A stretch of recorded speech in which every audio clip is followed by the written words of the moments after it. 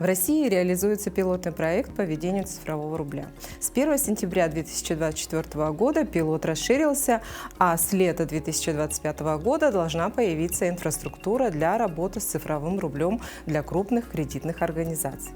К этому времени крупнейшие банки должны адаптировать свои системы и предоставить клиентам возможность открывать цифровые кошельки и совершать операции с цифровыми рублями. Пока же ведется их тестирование. Первые операции на тестовой платформе банки еще опробовали в начале 2022 года. В некоторых банках уже разработали специальные версии мобильного приложения, адаптированные под использование цифровых рублей. Тестовые операции с участием реальных клиентов предполагалось начать в апреле 2023 года, но из-за задержек с принятием закона их откладывали. Закон о цифровом рубле вступил в силу с 1 августа 2023 года, и тогда же в августе банки начали тестировать с привлечением клиентов. Параллельно с технической обкаткой регулятор дорабатывал и нормативную базу. В июле 2023 он представил правила работы платформы цифрового рубля. В них описано, например, как пользователям будут открывать и закрывать цифровые кошельки, какие операции им будут доступны и как будут работать с их претензиями. Цифровой рубль создан как для граждан, так и для бизнеса. И сегодня у каждого банка есть свое мобильное приложение, через которое клиент выполняет те или иные операции. Цифровой кошелек открыт на платформе цифрового рубля Банка России и не привязан к инфраструктуре никакой кредитной организации. Доступ к нему будет возможен через инфраструктуру разных кредитных организаций, а значит, банки будут конкурировать за клиента и делать свои предложения все более удобными. На финансовом рынке будут создаваться высокотехнологические сервисы. Снижение затрат на проведение операций для всех граждан все операции с цифровым рублем будут бесплатными. Для бизнеса – единая тарификация.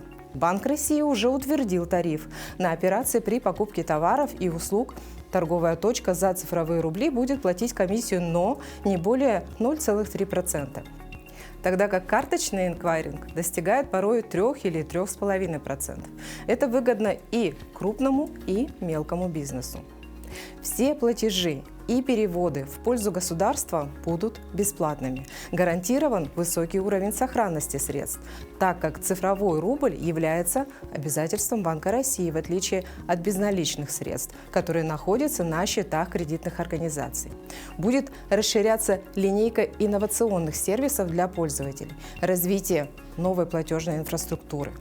И цифровой рубль за счет своей цифровой основы позволит ускорить процесс цифровизации экономики и снизит издержки на администрирование бюджетных платежей. Если говорить о международном сотрудничестве, взаимодействии с дружественными странами России, то цифровой рубль может стать основой для новых платежных систем, которые не будут зависеть от посредников, от некой валюты. Цифровой рубль решает проблему невозможности проведения онлайн-платежей в труднодоступных регионах Российской Федерации за счет открытия онлайн-кошелька. Отдельно Центробанк подчеркивает, что использование цифровых денег будет добровольным. Как и сейчас, люди смогут самостоятельно выбирать удобную для себя форму денег – наличную, безналичную или цифровую. Как вы уже поняли, сегодня речь пойдет о цифровом рубле. Сегодня мы развеем мифы и фейки, окружающие эту тему. Именно об этом наш новый выпуск передачи про деньги.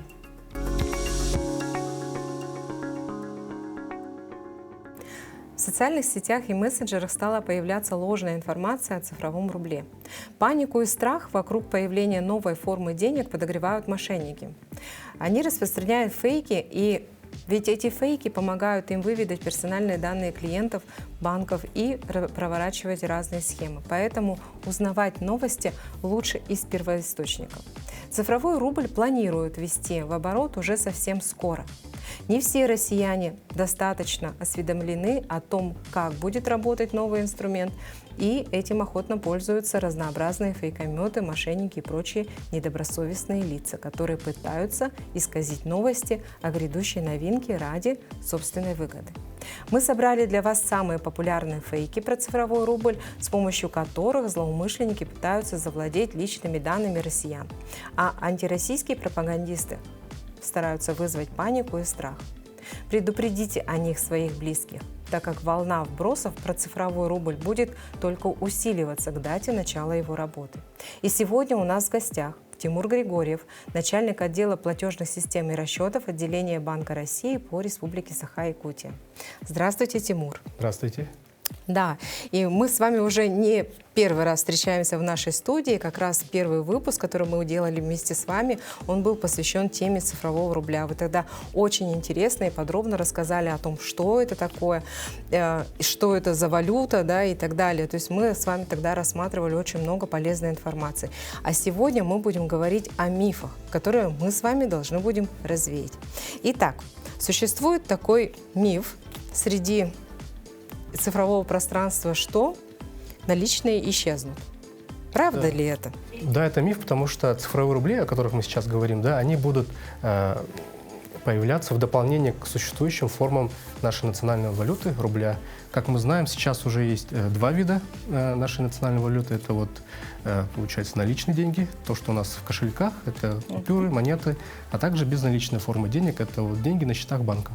А цифровые рубли, они будут, еще раз подчеркну, в дополнение появятся в обороте, причем цифровые рубли будут открываться на специализированных счетах цифрового рубля на отдельной платформе Банка России. То есть отменять наличные никто не собирается? Да, вы совершенно правы. В обороте одновременно будут находиться все три формы нашей национальной валюты. При этом хочу отметить, что один цифровой рубль будет равен всегда одному безналичному рублю и одному наличному. То есть там разницы не будет никакой? Да, они абсолютно... К этому мифу, да, мы еще с вами подойдем, потому что существует такое мнение, что будет небольшая разница. Но я думаю, что мы об этом поговорим далее, потому что сейчас сложилась, точнее, такая ситуация, что люди идут в МФЦ и начинают писать заявление об отказе от цифрового рубля. Потому что в социальных сетях, в сети интернет распространили миф о том, что человек может якобы отказаться от использования цифровых рублей, чтобы на его имя не открывались никакие цифровые кошельки и так далее, и так далее. И люди ринулись в МФЦ, оформлять заявление, а сотрудники МФЦ ничего с этим поделать не могут. Объясните, пожалуйста, эту ситуацию.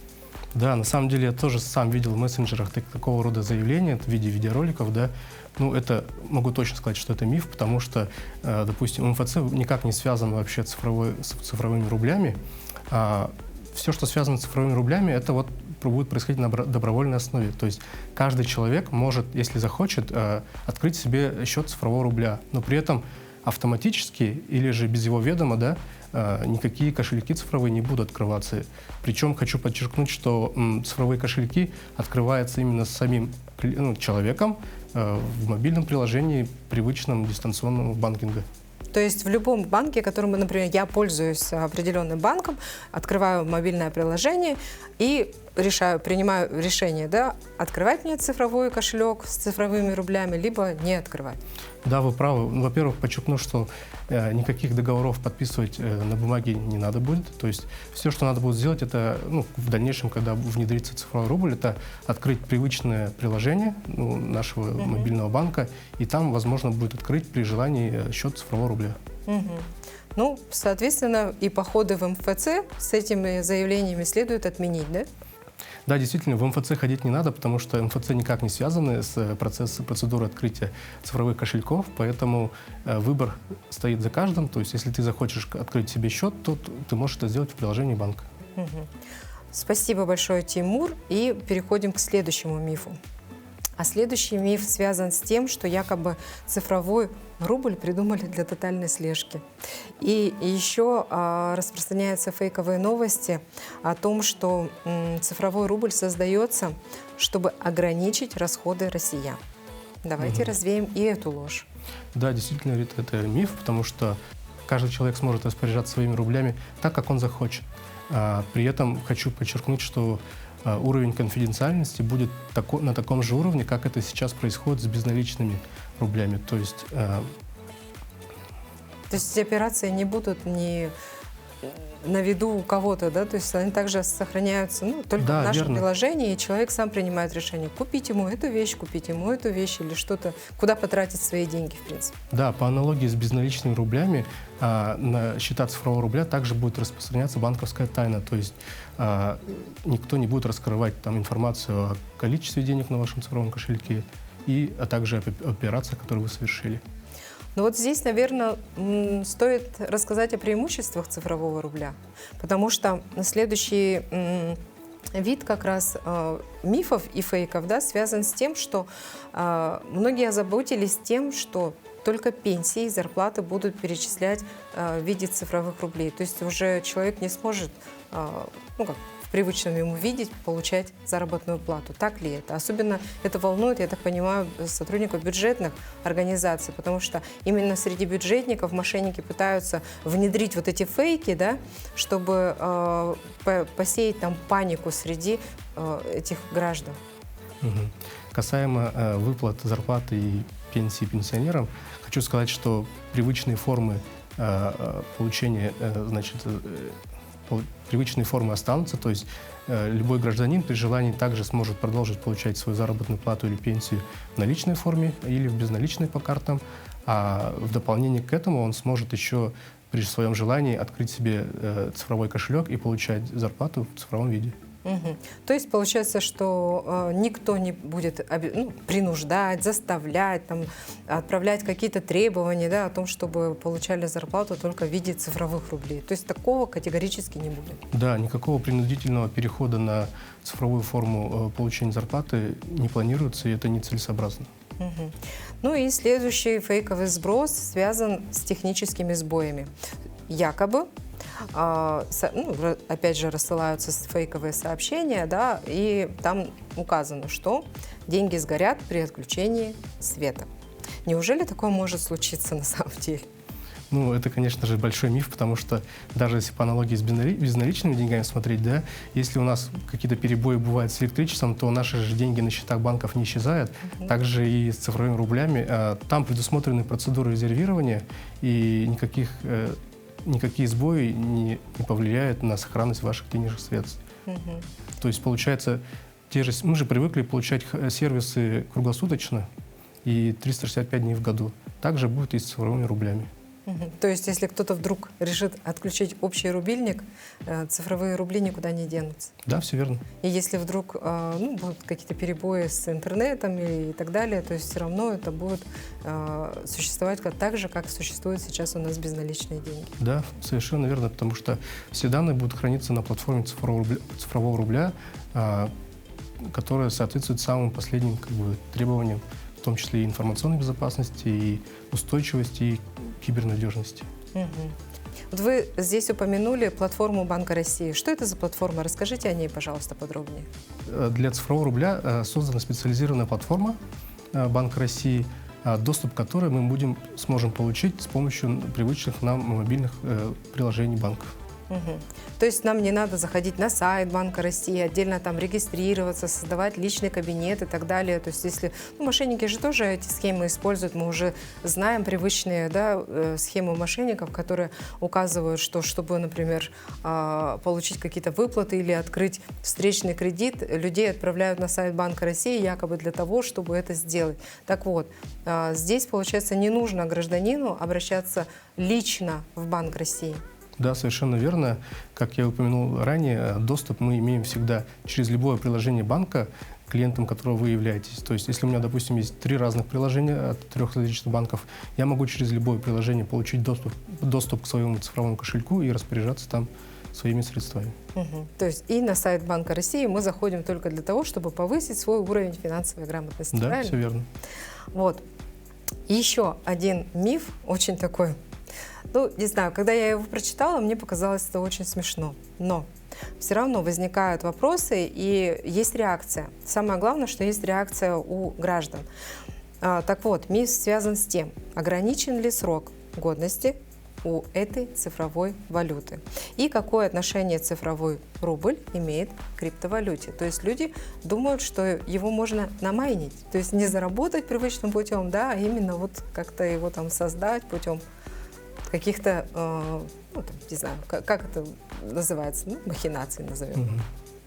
Да, это, конечно же, миф. Никакого срока годности у цифровых рублей нет, потому что это является национальной валютой, так же, как и наличные и безналичные деньги. То есть у них никогда не будет срока годности. Также не стоит путать понятие криптовалюта и национальная валюта. Как бы, несмотря на то, что как бы есть общее слово, это совершенно разные понятия, потому что, ну, к примеру, да, допустим, цифровой рубль — это цифровая форма национальной валюты. Она выпускается или имитируется, другими словами, Банком России. То есть Банк России несет полностью обязательства перед гражданами за каждый цифровой рубль. А что касаемо криптовалюты, у них нет уже единого центра ни эмиссии, никто не несет по ним обязательств. Да, абсолютно верно. И то есть правильно я поняла, что каждый цифровой рубль будет также идентифицироваться, как, например, вот купюры. Да? Вот на купюрах же есть номерочки, есть какие-то специальные средства защиты, которые мы можем посмотреть. То же самое есть на монетах. Вот так ли это? Ну, например, в отличие от криптовалюты, да, которую нельзя явным образом обналичить, цифровой рубль можно будет в любое время сконвертировать в наличную форму. Могу объяснить как. Объясните, Если пожалуйста. у вас есть цифровые рубли на цифровом кошельке, для того, чтобы вывести их в денежную форму, нужно будет сделать перевод сначала из цифрового кошелька на свой банковский счет, то есть перевести деньги в безналичную форму, а далее уже привычным образом можно будет либо в кассе банка, либо в банкомате снять деньги со счета. То есть все легко и просто, и не надо никакие дополнительно открывать, какие-то зарегистрироваться на каких-то платформах, переводить там через какие-то кошельки и так далее, да, то есть все делаем в своем мобильном приложении своего родного, любимого банка. Да, изначально, да, вы правы, изначально разработка цифрового рубля была заточена под то, чтобы максимально удобно обеспечить клиентский опыт, в том числе бесшовность и вот удобство использования при любого рода процедурах, то есть как снятие, переводы, платежи, это все будет максимально удобно и просто. То есть мы будем действовать в рамках привычных наших мобильных приложений. Так вот, мы с вами плавно перешли к такому очень интересному мифу, потому что существует миф, который говорит о том, что за цифровые рубли нельзя купить все, то есть все то, что мы привыкли покупать ежедневно. Существует фейк, что на цифровые рубли можно не все приобрести, а он может быть доступен для оплаты только ограниченного списка товаров. Так ли это? Да, на самом деле это миф, потому что гражданину можно будет тратить цифровые рубли так, как он захочет. Цифровые рубли вводятся не только для нас с вами, да, для физических лиц, но вводятся еще и для юридических лиц, в том числе и торговых организаций. Вот как здесь будет вообще налажен процесс? Да, все верно. Цифровые рубли цифровые кошельки смогут открывать не только физические лица, но и представители бизнеса, то есть юридические лица. Так же, как и для граждан, у каждого юридического лица будет свой один цифровой кошелек, то есть счет цифрового рубля. И получается, что когда мы перейдем, вот здесь сейчас как раз следующий миф связан с тем, что цифровой рубль якобы будет вот, ну, как-то обналичиваться за деньги, за дополнительную комиссию, или он будет дороже. Например, операции с цифровым рублем при покупке тех или иных товаров, они будут дороже, чем привычные нам покупки в тех же супермаркетах, да, где эквайринг порой составляет 3–3,5%. Вот. Об этом я говорила в самом начале передачи. Вот, а как здесь будут обстоять дела? То есть, ну, можно ли будет за цифровой рубль, например, вот у меня есть банковская карта пластиковая, да, у меня есть мобильное приложение, к которому привязан, опять же, мой банковский счет, да, с безналичными моими рублями, вот, и еще у меня есть цифровой кошелек. Вот если я захочу что-то приобрести, например, и расплатиться цифровым кошельком, то есть цифровыми рублями. Смогу ли я это сделать вообще? И насколько выгодно это будет для меня? Или все-таки здесь мы упремся в этот миф, который говорит о том, что люди будут получать дополнительные комиссии, дополнительные траты, связанные с обналичиванием цифровых рублей? Да, изначально как раз-таки создание цифрового рубля было связано с тем, чтобы обеспечить гражданам, а также представителям бизнеса более удобное и менее затратные по комиссиям средства платежа и расчетов. Во-первых, никаких дополнительных затрат не потребуется для даже открытия цифрового кошелька, а также для совершения переводов. То есть все переводы на платформе цифрового рубля для населения будут абсолютно бесплатны, и не будет никаких ограничений на размер этих переводов. Что же касается торговли, да, представителей бизнеса, для них комиссии по приему платежей цифровыми рублями будут даже меньше, чем в системе быстрых платежей. То есть еще выгоднее получается? Да. Тогда получается, если мы говорим простыми словами о цифровом рубле, это, во-первых, новый вид национальной валюты, во-вторых, это суперудобное средство для осуществления платежей. Да, все верно. И я бы все-таки хотела, Тимур, чтобы в конце нашего выпуска вы дали несколько ценных советов нашим гражданам. Вот связанное с тем, что мы сегодня с вами разобрали столько мифов, да, рассказали о стольких фейках, развеяли эти мифы и эти фейки. И вот хотелось бы, чтобы вы дали несколько практичных советов нашим телезрителям, которые они могут дальше использовать в своей повседневной жизни. Ну, во-первых, я считаю, что не стоит верить всему, что рассылают в мессенджерах. Надо критически подходить к информации, которая поступает. Советую проверять информацию на официальных источниках, таких как сайт Банка России, а также сайт fincult.info, где в более простой форме можно будет узнать о различных новых финансовых инструментах, ну и в целом повысить свою финансовую грамотность. Скажите, пожалуйста, а вот Банк России, вот отделение Банка России у нас в республике проводит какие-либо мероприятия для населения, чтобы вот, ну, например, все равно вот людям хочется, наверное, прийти лично поговорить или узнать из уст специалистов. Вот есть ли такие мероприятия у нас в городе или у нас в республике? Да, действительно, сотрудники отделения Национального банка вовлечены в процедуру повышения финансовой грамотности населения и ходят с лекциями для различных слоев населения. Также выходят трудовые коллективы, читают онлайн-лекции по различным тематикам. То есть сейчас растет волна таких вбросов, да, фейков в соцсети, где мошенники, используя хайповые темы, да, например, вот цифровой рубль, пытаются выкрасть ваши личные данные. Что я хочу сказать? Ну, во-первых, сейчас идет пилот цифрового рубля, то есть повсеместного внедрения нету, поэтому никаких действий предпринимать гражданину в части этого не требуется. Спасибо большое, Тимур. Действительно, тема цифрового рубля, она такая яркая, интересная, потому что она незнакома людям. И спасибо вам за то, что вы рассказали столько интересного и помогли нашей передаче развеять вот эти мифы и развеять эти фейки, которые связаны вокруг цифрового рубля. До новых встреч! Спасибо большое!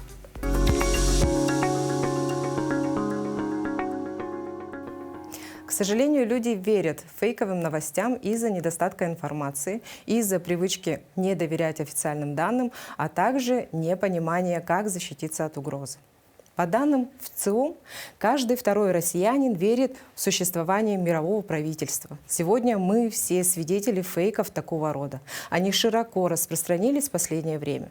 Это происходит по одной причине, а именно в результате недостатка информации. Другая из главных причин – это наличие ранее сформировавшихся установок на недоверие, а также когда люди чувствуют угрозу, от которой не знают, как защититься. И я расскажу вам, как защититься от фейков. Во-первых, всю непроверенную информацию необходимо подвергать сомнению. Особенно полезно развивать критическое мышление по отношению к входящей информации, связанной с финансами, инвестициями, и так далее. Во-вторых, имейте в виду, что даже близкие нам люди, которым мы доверяем, могут перепостить фейковую информацию. В данном случае необходимо не верить, а проверить. Понять, кто источник информации, автор текста, профессионал ли он в этой области, есть ли у него определенный авторитет в этой области и так далее. А еще лучше научитесь избавляться от ненужного информационного шума. Ограничивайте свое нахождение в социальных сетях и в цифровом пространстве в целом. И помните, все самое интересное про деньги в новых выпусках нашей передачи. С вами была Рита Якушева. До новых встреч в эфире.